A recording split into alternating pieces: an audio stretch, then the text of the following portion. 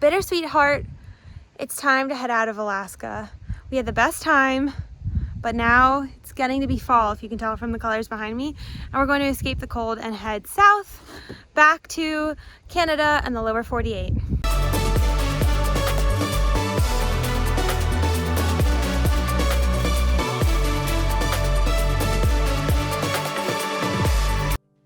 We spent our summer in Alaska. It was one of those summers that we will remember for the rest of our lives. This season, we embarked on an extraordinary journey, embracing new adventures, from the thrill of ice climbing to the serenity of glacier paddleboarding. Every moment felt like a dream. We soared above the breathtaking landscapes, viewing Alaska from a perspective only the skies could offer. National parks became our playgrounds, each one unveiling its unique wonders. And of course, the wildlife, majestic and untamed, graced us with their presence, creating moments that left us in awe.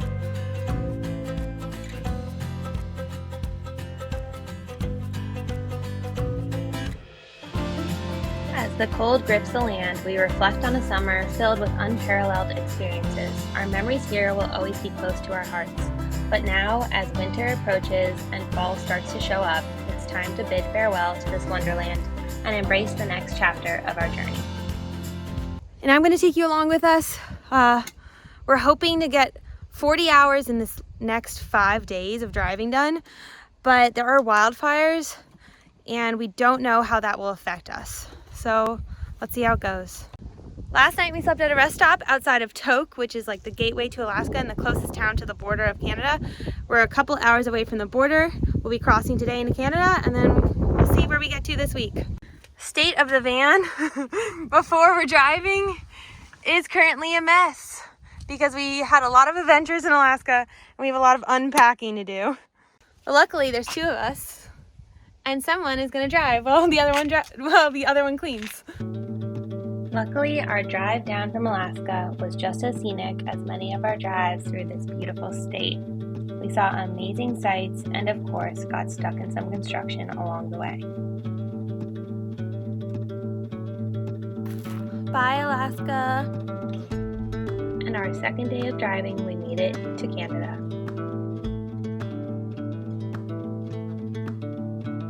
We had to stop to do a fantasy football draft on the side of the road with Starlink up. It's gorgeous out here, but we still have 4 more hours to drive. So we made some Kraft mac and cheese and calling it a day. The days were full of long drives as the sky changed from sunlight to nighttime. And along the way, we saw beautiful views and, of course, more wildlife.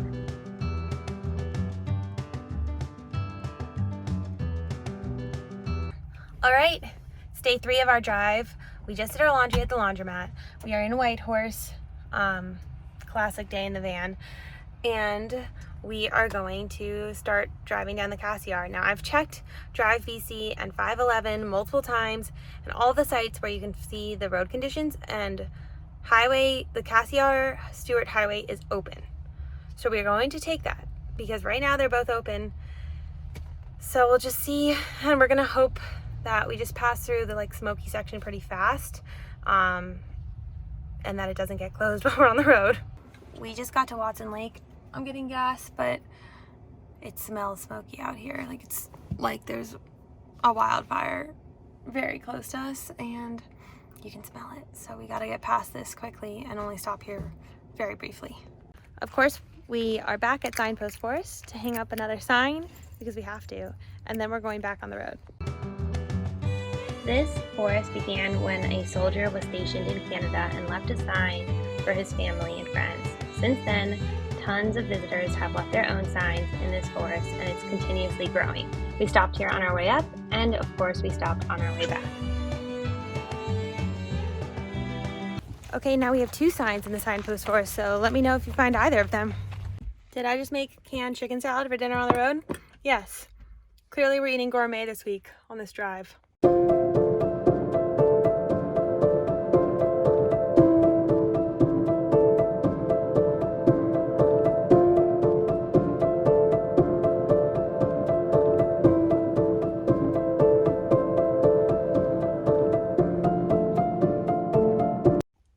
Well, doing single lane for the wildfire zone, so you've got to wait half an hour to go through, which is okay. It's beautiful here, other than the fact that there's a fire burning right there.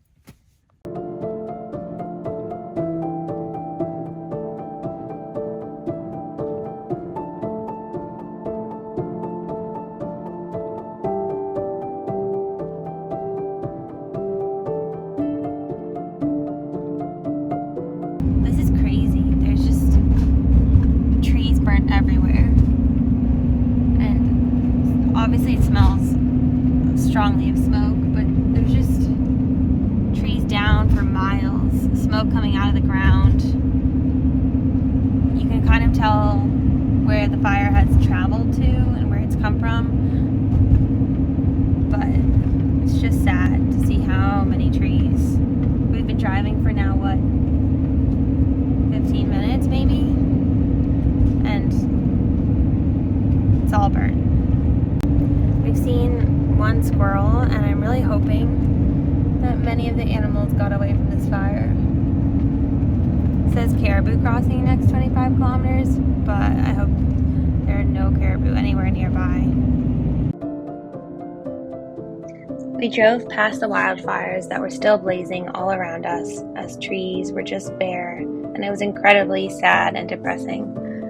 We spent the next few hours driving into the night and getting past the wildfires so that we didn't have smoky air all around us. Our morning, in case anyone was wondering, is not going well. First, I woke up and immediately spilled Dylan's coffee all over the oven, and so now he and I had to take it apart, clean everything because it got in the air vents and everything, kind of destroy a piece of our van, and now we're putting it all back together. Looking good now and clean.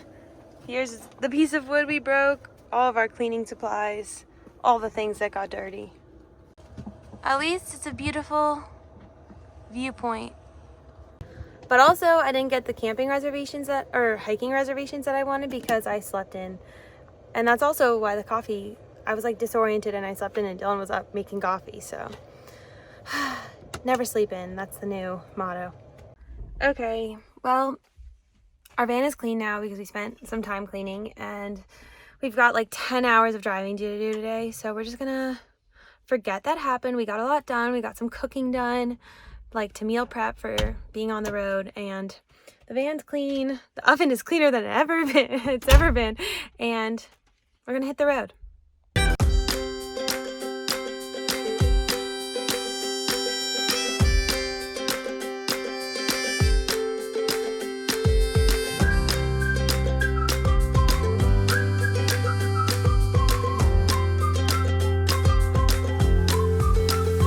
Alright, I did 5 hours of driving. Woo, how you feeling? Tired? Yeah. We just got to the end of the Cassiar Highway. We're about to turn on Highway 16. Right as you get to the junction, it says hitchhiking isn't worth the risk. Which, if you don't know about Highway 16, it's called the Highway of Tears because so many Indigenous and women of color have gone missing or been kidnapped along this highway. So it is definitely not a highway we are going to stop at, which is why we have 5 more hours of driving, because we are not stopping along this highway. I don't feel good about it. So yeah, 5 hours, let's go. We meal prepped some chicken and got a Caesar salad meal kit, and made Caesar salad wraps for dinner on the go. 5 more hours, here we go.